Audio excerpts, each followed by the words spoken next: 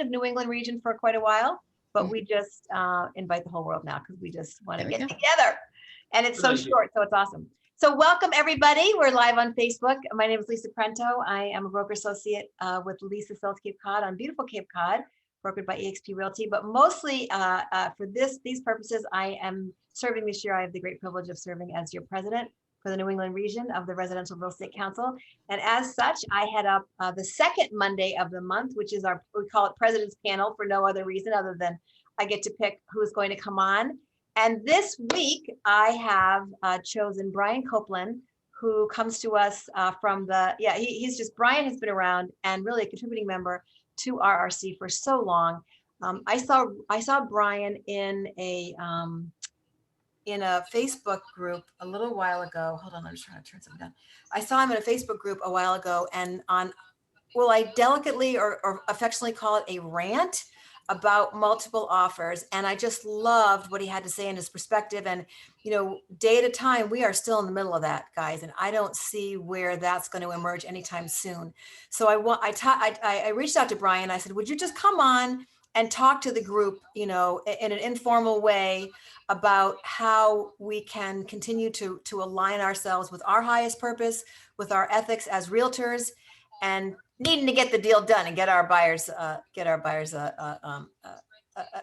home. So here we are. I look forward very much to hearing what you have to share, Brian. If you want to, introduce a little bit about yourself, we'd love to do that. This will be broadcast live now on Facebook, as well as it's going to be living on our YouTube channel. So thank you again, Brian. So excited. Hey, well, first, hello, everyone from cold Nashville, Tennessee. We're cold right now. In the South, you'll discover, if you really know a good Southerner, we have winters. We have whippoorwill winter. We have dogwood winter, and we're currently in blackberry winter. So we have these things called, wives' tales. My mom knows every single winter. And yesterday when we were sitting in my brother's house for Mother's Day, she goes, well, this is blackberry winter. And so we are currently in blackberry winter. So it's usually nice and warm now, but the blackberries will be blooming soon. So of course, here in Nashville, Tennessee, one of the hottest markets in America. And we are seeing huge, we just landed the Oracle deal, which will see 8,500 new employees move into Nashville. We're getting a brand new second downtown skyline. So we're prepping for those things now. I want everyone here who's on right now to unmute if your camera is on. And on a scale of 1 to 10, 10 being the most stressful, what is the stress level for your buyers now in the current market that you are in your hometown? So on a scale of 1 to 10, what is the stress level? Christine, what is yours? 11. 11. Great. Lisa. Absolutely 11. She's still my thumb. Jim. Mine's past 10. It's at least 11. Okay. Michelle. Okay, Michelle's you muted. Kurt. 11 plus. Okay, Nelson. 11. Greg. Right up there. Okay. Aaron. Definitely a solid 10 plus. Okay. Brenda. I agree, 10 plus. Okay, that's everyone who's unmuted. Thank you guys for unmuting. If you want to mute back now for me. So, it sounds like we're on the same boat. Sometimes, you talk at certain other markets and they're in a place where, it could be an 8 or a 7. Since I wouldn't call it a rant. Lisa said Brian was on a rant. I was on an insomniac's education giving time. It was like 2 o'clock in the morning and someone had posted in the We Are CRS group about, hey, do you have some tips for this? So I literally probably wrote a 4,000 word essay on it that night. And a lot of it has evolved even since that night, because that happened, over maybe a month or 2 ago. And I would say right now, the number one thing we need to be doing for the stress level in this navigating multiple offers is the realistic expectation with the buyer. Pre-counseling is the number one thing that we can do. And again, as I said, I'm here in the South. And when I was growing up, so forgive me, I know I've got a lot of idioms and Southernisms here. When I was growing up, I was in a very hefty family. I was the skinniest of my family, but I was even a chunky boy. And we always ate these biscuits. And in these cans of biscuits that you pop, there were 8 biscuits. And when you're in a large family and you're the youngest, you're not likely to get a biscuit.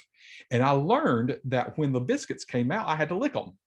And if I licked the biscuit, it was mine at that point. Okay. And so what I've learned with buyers, you have to lick them. You have to tell them this is what we're doing and this is how this works. We're not literally licking the buyer. Hear me clearly. Okay, But we Brian have, Copeland, I am making a word swag right now saying, that's perfect. lick your your biscuits. buyer, Brian Lick- Copeland. Sorry. lick your biscuits. It's about licking your biscuits. And the way when I always use that as a parallel because my family learned that was Brian's expectation.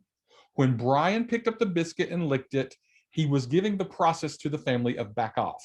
And what we're finding right now that we don't give buyers the expectation. And as realtors and as CRSs, we have sometimes lost some of our confidence to say, because of HGTV, DIY network, we think that these people, they know their stuff and they don't. Okay. And so we have to tell them, this is how this works. And one of the first thing is to say, every single buyer has to schedule an hour with me. And we're going to go, and I don't care what the price point is. If they're asking for a $200,000 home in Nashville, Tennessee, which is about as existence as my 32-inch waist in 2011, it doesn't exist anymore. Okay, doesn't happen. So now we've got these people saying, "Hey, can you get me this house?" Well, we got to get some counseling time together. And the biggest thing I would recommend for you to do is that pre-counseling piece. We're going to talk about multiple offers and how to write them here in a second, but 2 people last week, I had to say, I'm sorry. After the counseling, they were firm on they wanted a 2-car garage within a 15-minute radius of downtown Nashville, and they wanted it all for under $350,000.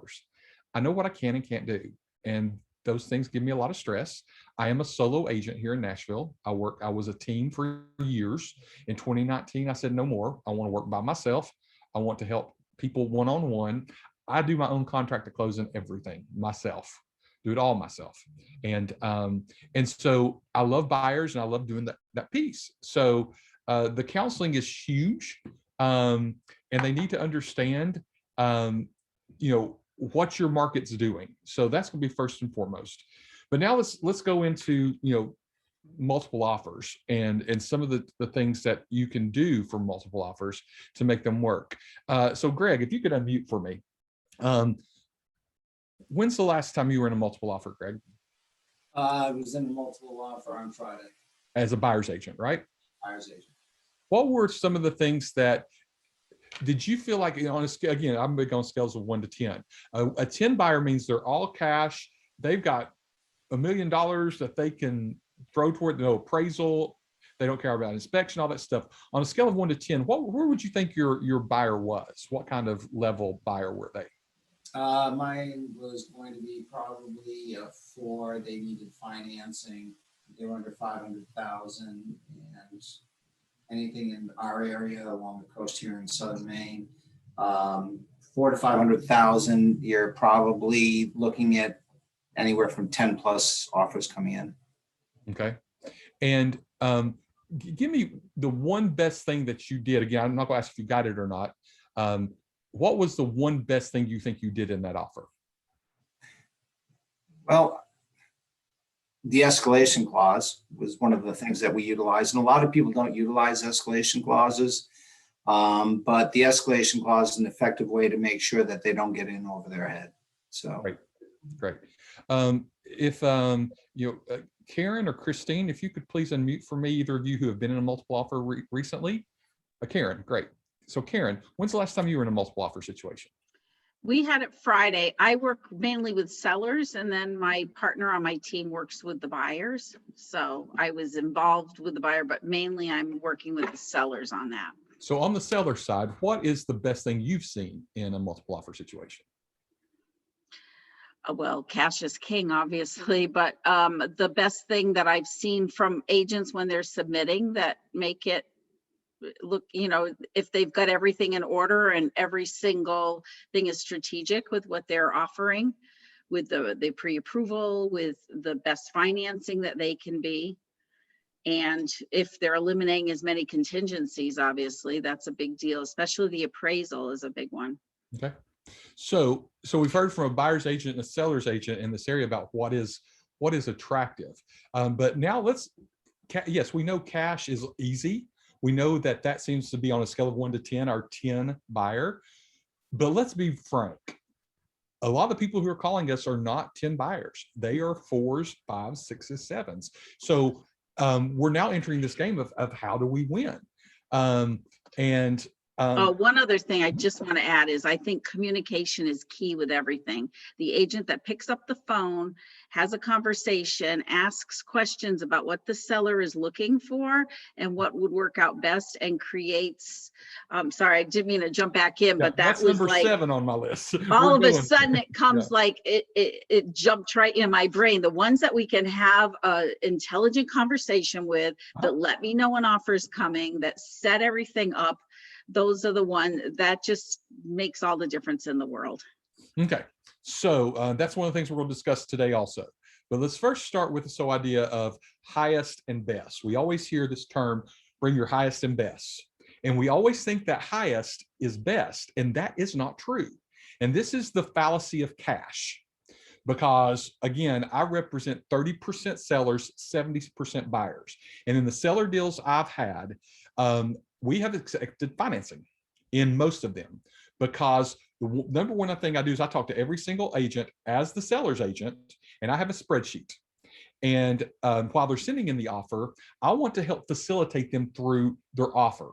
And so in the spreadsheet, I say, hey, I'm going to ask you some questions so I can get it in the spreadsheet. And then when I get your offer, I will send it straight over to my seller. First, what is the price? They'll put the price. Are you offering an escalation clause? At that point, they say, well, what's an escalation clause? Okay. And that's normal. That's going to happen. And so and the answer to that is talk to your broker. Okay. We never coach them through escalation clauses. Those are messy legal pieces there. Who's paying title? And in our area, it's standard that if it's new construction, the buyer pays title. But if it's not new construction, if it's existing, then seller pays title. But when you ask them, say, so who's paying title? They'll say seller. Oh, wait, buyer. Okay, so now I'm coaching them through their offer at this point. And while they haven't got it signed off on yet, they're going to go back to their buyer at this point. Okay, hey, kitty cat. Hello, sweet kitty. For those of you not seeing the screen right now, we have a beautiful cat on the screen. And so, and then I say, how long is your inspection? Are you having an inspection? Yes or no? What's your inspection timeline? Are you doing a pass fail? And so literally I'm walking them through the spreadsheet here. And by the end of it, they realize, because many of these buyer's agents aren't methodically thinking through this, and this is how you have to think as a buyer's agent, is to have a mental spreadsheet to say, and then to coach your buyers through to say, okay, when I'm on an algorithm, if I'm looking at scoring you as a buyer, I can't get you to a 10 because you don't have cash. And that's okay. I want to get you to a 9.5, and I'm going to show you how we're going to do it. And if you follow these, and then you're going to decide in this a la carte menu what you can and can't do. My job is to tell you the possibilities. My job is not to make the decision for you. And with the possibilities, I have to tell you all the what ifs, the bad things that happen with them. So with every single one of these, and even what I'm going to say to you guys today, and many of these things you guys know, but it's very important that we think through the what ifs on each of these. And every one of these has a disclaimer with them today. So first is the escalation clause. As Greg said earlier, as Karen said earlier, you got to call that agent. Some agents hate escalation clauses. We're seeing in realtor remarks now, no escalation clauses. So now you're already bringing your buyer to a disadvantage when you are writing an escalation clause in. And this is the script I use for every single buyer I have. Okay, so Marie, I know you love this house at 123 Elm Street. If I were to call you 35 days from now and the home is closed, and I told you it closed for X amount of dollars, what number would make you sick? Okay, so let's say the home is listed at 535, and she says, if you called me and told me it was if it closed at 570, I'd be sick out of my mind over that. So now we have the price that the buyer's thinking. Okay, and then we can say, so if I called you and told you that this now currently at 535, you told me 570 would make you sick. What if I called you and told you to close at 580? It wasn't for me then. Okay, so now we know that truly 570 is their number. Okay, so then you have to explain to them, do you want to escalate, or do you just want to go in with your best foot forward? Okay, and yes, I hear Greg's point on what, if it's 535 and they could have gotten it for 555, but we're offering 570. Again, It's our job to educate, to say you may end up overpaying for this at this point, but is it worth losing it, especially if they don't want escalation clauses, okay? So the other piece with escalation clauses, what I see all the time as a seller's agent too, and as a buyer's agent, people are writing in, $2,000 over the highest price received, not to exceed $575, $3,000, $5,000. Don't think in those realms. You are a Price is Right contestant, okay? The bidders in Price is Right don't do 800, 900. The smartest bidders don't. They'll do 857. They'll do, so when you're picking your number, don't make it an even 1,000 piece or an even 500 piece.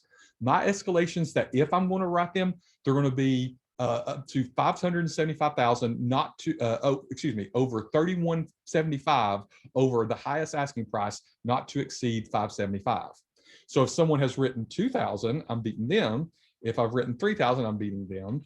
And then you have to think through those segments. Am I going to write 5175, 5675, those kind of things. And those kind of numbers, if an agent likes escalation clauses, they're really going to stand out. So think about your strategy as far as using unique numbers in escalation clauses.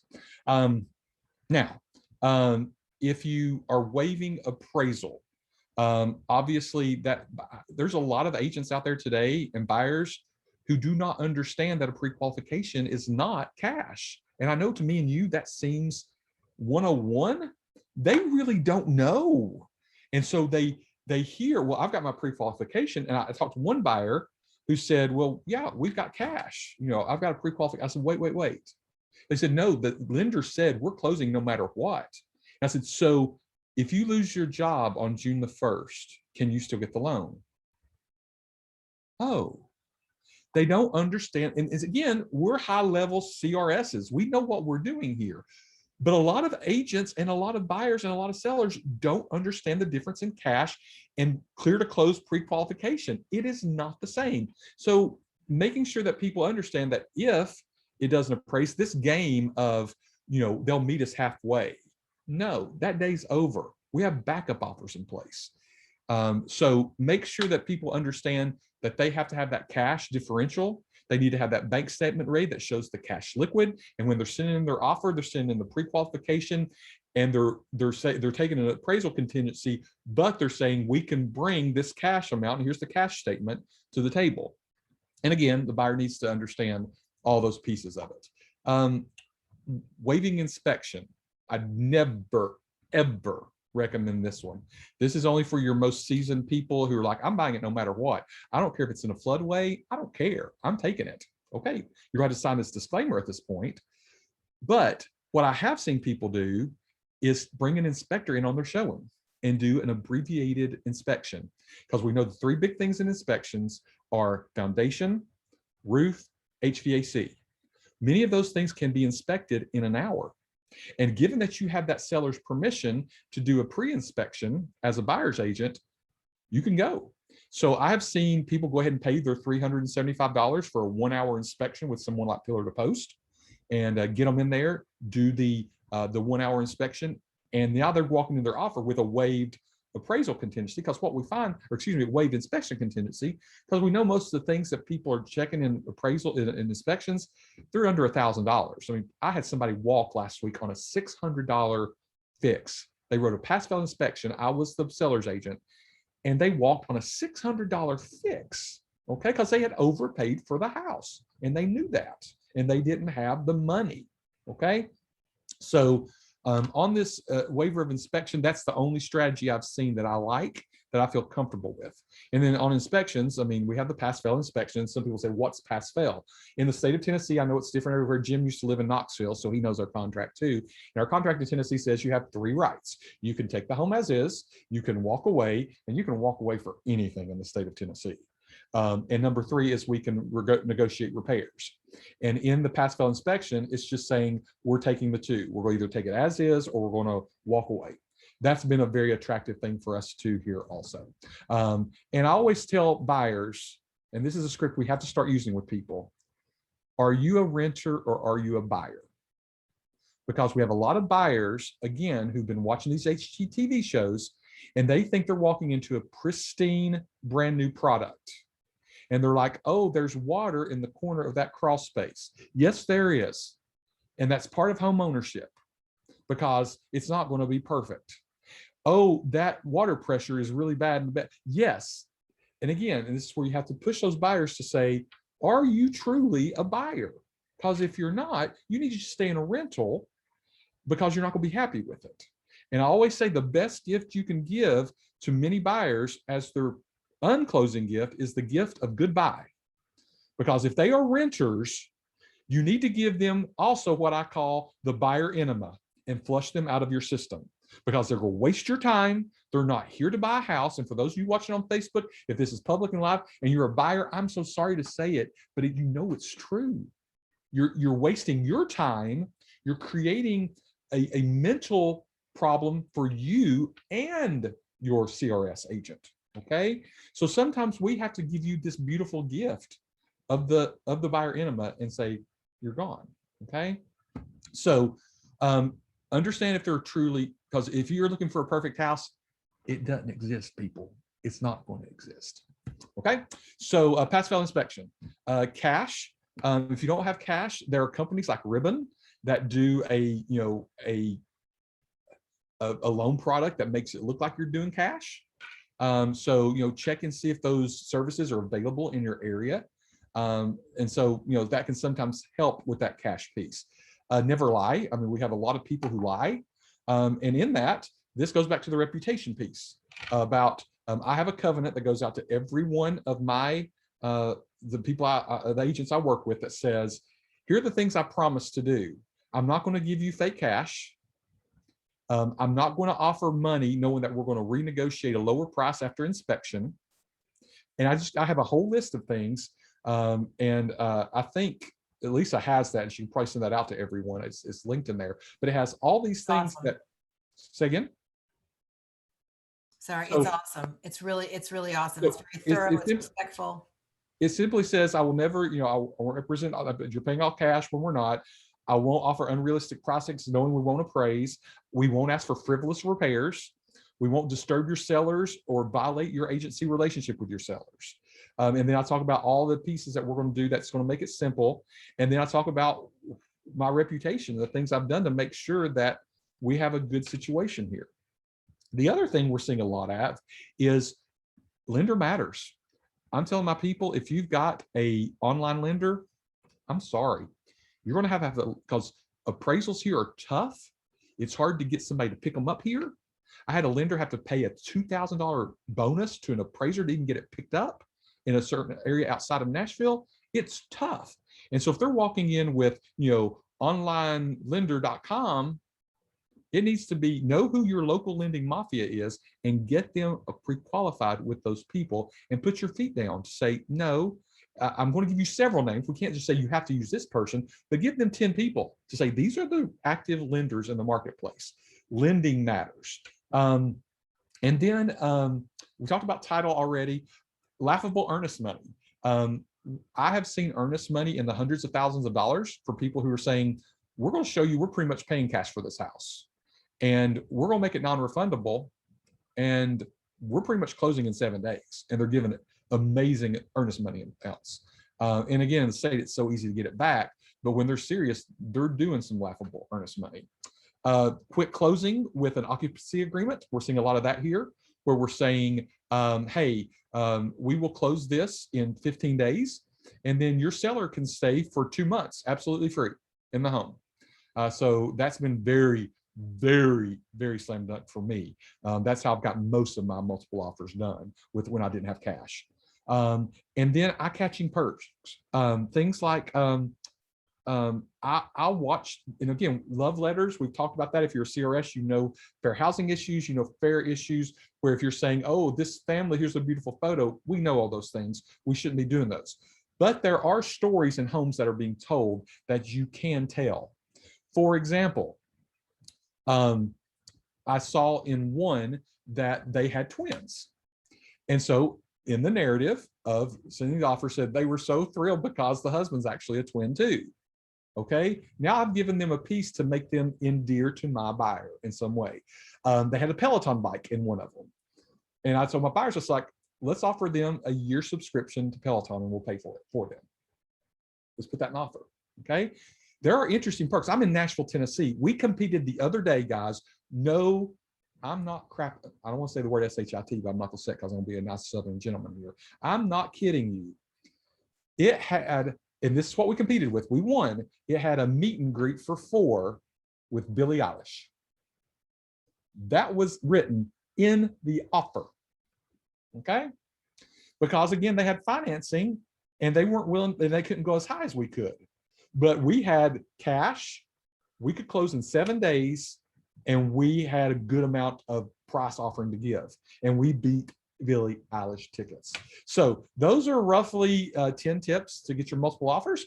And that's 28 minutes. So we've got 2 minutes for questions and go for it. Oh my God, that was amazing. I want to get beyond wrapping up with licking your buyers and the buyer enema. I am gonna pull some other nuggets out of that and make sure that's what we post. But this has been so amazing, Brian. I wish we had an hour with you. Hey, questions, everybody. This is a great opportunity to say hi or bring a question. I got a couple of things written down here, but I want to get to everybody else's questions first. So the question is, do you have a copy of that to share? Yes, I can put it. I'll put it here in the chat for you guys now. If you're on Facebook Live, that's the joy of coming to the Zoom meeting live and being on camera. You'll get. Yes, thank you. I was just looking while you were talking, and I already started to revise it. It has all my branding on it. I want to share yours, not the one that's got my branding on it. So. Yeah. So there's the Dropbox link. It's in the chat. You're awesome. That's my version of it. When I posted in the group, I think like 20 different people sent me their version of it now. So it's out there now. So yay, use it. Thank you. You are amazingly generous. Questions, guys. Ribbon lending, just Google ribbon lending and you'll find out all the programs. It's quite in depth. So it's best for you just to Google them and find out what they do there. Other questions? Or comments? This is phenomenal because there's some ideas here I haven't pursued. I love the idea, I've seen eye-catching perks, but love the idea of, the as fast as possible close and the couple of months of rent back. I'm trying to think of what kind of tickets we can offer people. There's all kinds of things. And I'm real big about when I'm going through the home, the buyers are looking at the house. Mm-hmm. I'm looking at the clues. Like, is there a uniform? Story. Are they a veteran? Is there a uniform in the closet? That's very normal. And are there ways to say, hey, first thank your seller for their service. My buyer is also a veteran. We'll leave it there. Not a love letter. Leave it there. I love the idea of the run back. It's not like the free staying there for a couple of months. It's not like it's a brand new thing that I haven't heard. But when you start thinking about that people are going 50, 60, 70,000 over, it's a lot less money to pay a couple of extra months and remove that burden that it is to go that extra dollars that you'd be spending to get the house, and you're really not taking care of a problem. Exactly. I have a comment. Hey, Jim. So one thing my wife Ann Cummings and I have found that it helps a lot to have a really good relationship with the seller's agent. We've got offers accepted where they like us because they know we keep up our end of the deal, and they'd prefer to work with somebody that they know is going to make it happen instead of some bozo that got their license 2 weeks ago. Yep. Agreed. That's a piece of advice that I've always taken from Jack Cotton. He teaches that you need to treat every other co-broke with white gloves, because no matter what, they're going to be around after this particular deal. And if you treat them even better than you'd like to be treated, that's going to go a long way in the long run. And I really try. To Brian's point about clues, we got a deal accepted a couple of months ago on a 100% VA loan at the asking price, because we asked the seller's agent what kind of feedback she'd been getting, because this house had been on the market for about 3 weeks, which is about 2 weeks and 6 days too long up here. So she said the feedback she was getting was the house was dated. And this house was built in like 2002 or 3. So I'm looking around the house. I'm like, The house is not dated. The seller's furniture is dated. Plus the lady made drapes, and she had these huge custom drapes on all the windows, and it's like being in a cave. So we told our buyers, I said, you know, if you buy this house, when this lady leaves, all this stuff goes with her. And so when she packed up and got out of there, you know, it was like a whole new house. But like Brian said, sometimes you just got to look around for clues to you know, do everything you can do to put the odds in your buyer's favor. Yeah. And this will be my closing statement because I do have to go. But the other thing is when you have buyers who are entering this marketplace in the hot, I know I do the hot zip code score every single week that shows, and the hot zip code score is based off of how quickly things are moving off the market and the list to sales price ratio. And I show them, you know, there's only 3 days. If nothing else hits the market, we only have 3 days of stock here. Okay, so if you're buying in this area, we cannot see, and you don't have cash and you can't go over asking price, we cannot see any homes that have been on the market for under 5 days, and we can see no coming soons. And I just lay out the rules there. Okay, what we're doing is, in one situation, the house had been on the market for 120 days, gorgeous, in Nashville's best zip code, 37205. What we discovered, and we closed it last month, the agent was pre-Alzheimer's, and no one had called her broker to say she needs help. They had had over 120 showings on this place, and this agent did not know how to navigate it. And no one cared enough to call the broker and say, something is wrong here. So sometimes we have to go beyond our normal, well, it's just not going to happen, and get on the phone with someone who can help. 2 brokers got involved. They were so grateful. We were able to get the home. We paid full price. We didn't have to go over asking. It appraised for $200,000 over asking.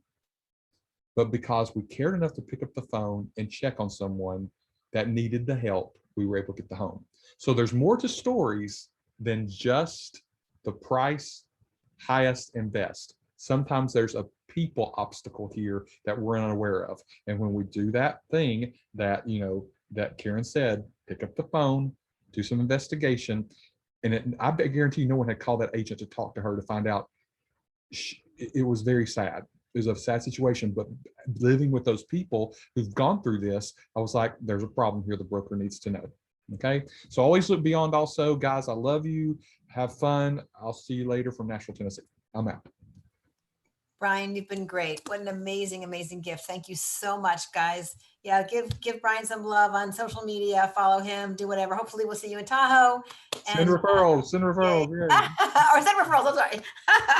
Of course. Thank you so much. This has just been golden. You know, one of the reasons why we are so proud to be CRSs is sharing information. A rising tide lifts all boats. And I know I wrote like 4 pages of notes, and I thought I had an awful lot of tricks and tips in my little toolbox, but he just gave me a whole bunch. So thanks again, everybody. Wonderful to see you all. We have next week will be a member spotlight. So we'll be spotlighting one of our amazing members, and we look forward to seeing you all then. Have a great week. Thank you, Lisa, for bringing these to us every week. This is awesome. Thank you. My pleasure. Thank you. Good to see you, Kurt.